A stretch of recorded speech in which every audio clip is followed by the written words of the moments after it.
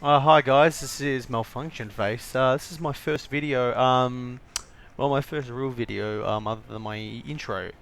Um, I thought that would be a good idea to talk about, well, the story that impacted me most in my life. Well, my story, of depersonalization, with a little bit of gameplay in the back, well, to make things fucking interesting.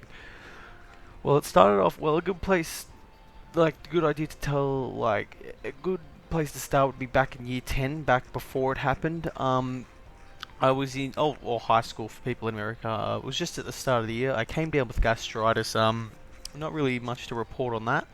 Um, but pretty much I was off school for 2 weeks, and about a day or two after that, I came back to school, and I started to feel like really horrible. I didn't know why though. I didn't know what was wrong with me. Um, I, I just felt really weird, like really run down. And oh, by the way, my parents are divorced, and because of that, they live in two different places, and I went back and forth, living between both of them. This probably didn't help much. Probably made things worse. Not that I would have wanted to live with either one. I just it that it just didn't really suit my lifestyle. I didn't really like to live like that. Um, so I got back to my dad's house, and I felt really weird. I didn't want to do anything. This is the really weird part. I didn't want to do anything. I didn't want to go to bed. I didn't want to read. I didn't want to watch TV. I didn't want to play any games. I didn't want to sit down. I didn't want to stand up. I didn't want to go have a shower. I didn't want to go to the toilet. I didn't know what to do. I felt so fucking run down. I felt so goddamn scared that I pretty much just sat there and looked at the wall and walked around, just holding my head. I don't even know what the hell was happening.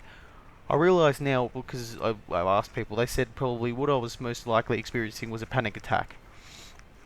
Never had one before, an anxiety attack, or, because depersonalization is an anxiety disorder. Um, yeah, it was fucking horrible. So anyway, I went back to school, and I just continually just felt fucking like really out of it. I didn't feel really in the moment. I didn't want to do anything. I didn't want to talk to anyone. I just pretty much sat there, but one thing I really want to bring up, I'll bring it up actually later. I'll just talk more about the school. Um, I didn't know what the hell was happening. And for those who don't know, like here, just for like to listen to the video or don't know what depersonalization feels like. Well, just try to stay up all night and until you feel really weird or like you're drunk. Now try to imagine try to imagine that, and imagine that all the time, constantly, 24 hours non-stop. Like when you try and sleep and you wake up, you will feel like that constantly. Um, and not like for lack of any better word, I felt, well, suicidal. It's not a very easy topic to talk about because I haven't really told anyone, didn't tell my parents, and since my mum's she's a therapist. I'm not going to tell you what kind, but she's a therapist. So, like, for me to not tell her, you obviously realise the severity of the situation.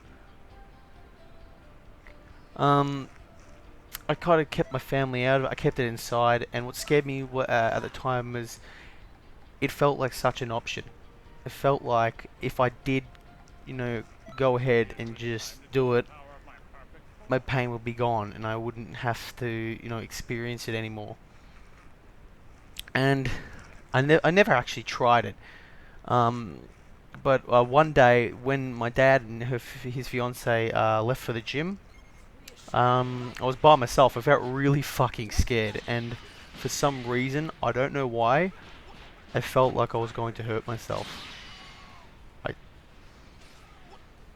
I, I really don't like understand why I felt this way, but this is the way I felt because I felt like if I was by myself, I was going to do something I'd regret, or I'd kill myself pretty much. So, like, I just literally went into my room with all the lights off, and for anyone who knows me, they know I fucking hate sitting in, without any lights on. I'm just scared shitless of that. Um, so I started like I just sat in the fucking corner and well, it wasn't my finest moment. So I will admit that I wept. I was crying a little bit. To this day, I really fucking hate being alone. I constantly feel uneasy when I'm alone. Like even like right before bed, I feel a little uneasy. Feel like there's no one there.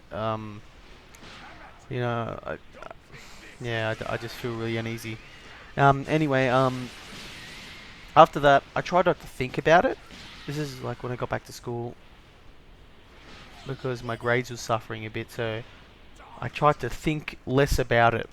Um, this worked for a bit. Like I pretty much just pretended as if I didn't have it. Um, it worked for a little bit. Admittedly, it did work for a little bit, but the problem was once you do that, you have to constantly do that. So you're thinking about something, it'll come up, and you got to go, no, no, no, I'm not going to think about that. Not going to think about. Not going to think about that. And I realized this is not really the way you fix something. This is the way you treat something. Like it's not. I'm sorry, it's the way that you manage the pain, not really the way you get rid of it. It's kind of like I'm just taking pills to manage something, not rather than get rid of it. So I wanted to get rid of it, and it really didn't come into my head about like I got a representation of what I felt in my mind when I burnt my hand on the stove, like really fucking bad, like really really bad. Um, I quickly, you know, obviously you throw it under water, just instinct cool it down because if you know flesh continues to burn once you burn it. Um, I just tried to cool it down. Anyone who's known, like anyone who's been burnt really bad on the finger or just burnt on like metal or anything, just burnt in general, will know that like that that is like temporary. You can put it under the water only so long, and it won't like if you take it off, it just pain will come back in a matter of like a couple of seconds. So one day I just pretty much you know bit the bullet and just went you know what fuck it. So I welcomed the pain. I pretty much just took my finger off the water. It was a pretty fucking bad burn. I think it was like a second-degree burn. I'm not sure. I took it off, and I just sat there. And after a couple, and pretty much, I began to sweat. I just began to curse. I began to jump up and down. I was fucking swearing and everything. And pretty much, I was in like really, really cold sweats. I felt like I was fucking dying. And the pain started to fade and fade and fade. And I realized, I'm like, oh, there you go. That's and the pain started to fade away until there was no pain at all. And then I realized, wait a minute, this is I managed the pain myself, and I got rid of the pain by just going through it head on and just trying to just get through it, and it worked. And so because of this, I thought if I can do this with my finger, with burning myself, why can't I do this with my mind? Obviously, the mind's a bit more complex, so it requires a lot more time for that. I realized that I had to do this on myself. So one day, it was on a Friday. I made sure it was on a Friday, so I had the full. So I had Friday night, Saturday, and Sunday to you know try and do it, and try to if I did do it, you know, try to have time off so I could, you know, recollect, just like, you know, just have a break. Um, I welcomed all the pain I was experiencing. I thought about it constantly. I was thinking about why it happened, and I got to the crux of the matter. I got to the problem, and I was working it out why I felt that way. And on Sunday morning, I woke up, and I felt different. Not better, but not necessarily just different. And after a couple of days, I tried to understand why it didn't work, and I wasn't back to normal. Why I wasn't back to normal, and I realized I didn't feel depersonalized. I felt different, and I finally got it. You never go back to how you were before completely, because the reason you were depersonalized was because of how you were before, and you had something about you that just wasn't right.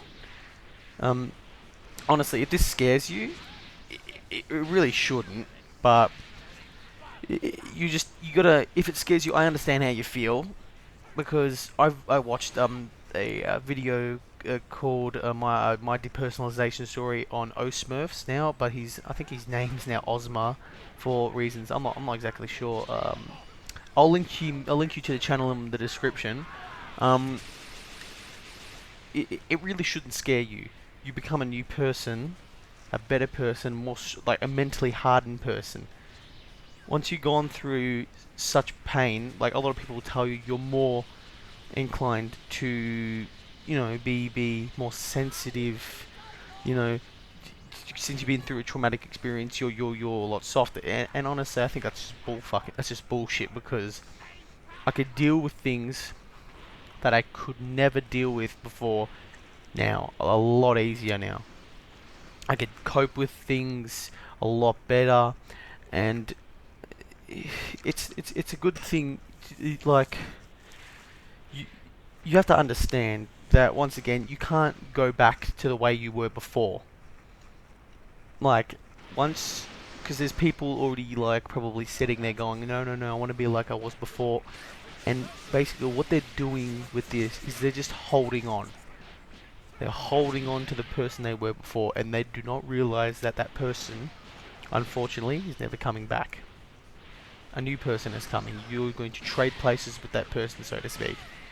Because obviously you cannot go back to that person, being that person, period. That person was a flawed person in some way, otherwise you wouldn't have been depersonalized, or you did something to make yourself depersonalized. Because people go, oh no, weed causes depersonalization. No, no, no, no. You have something in yourself that causes depersonalization, and the weed triggered it. That's it. And because, they're constantly still clinging to this faint hope that they will probably get better, that they'll get back to normal, they'll be completely normal, just back to... Because of that, they're stuck now. They're not going forward, they're not progressing, but they're not going back either. They're sort of just like in a rut now. And for those people, just try to think about it differently. Think that you're going to still be there. It's just the person you were before is not exactly what you're going to become. You'll still have all the same things you like. You'll still have, certain things that you like. Obviously, because you change, there'll be certain things that you won't like later on. But you have to try and just push through that and understand that this is better for you, because eventually you will be happy. There'll be teething problems for a little bit, only because it's just pretty fucking fresh at the moment. You're a pretty fresh person. It's like almost being born again, almost. You pretty much just wiped your slate clean, and now you have to,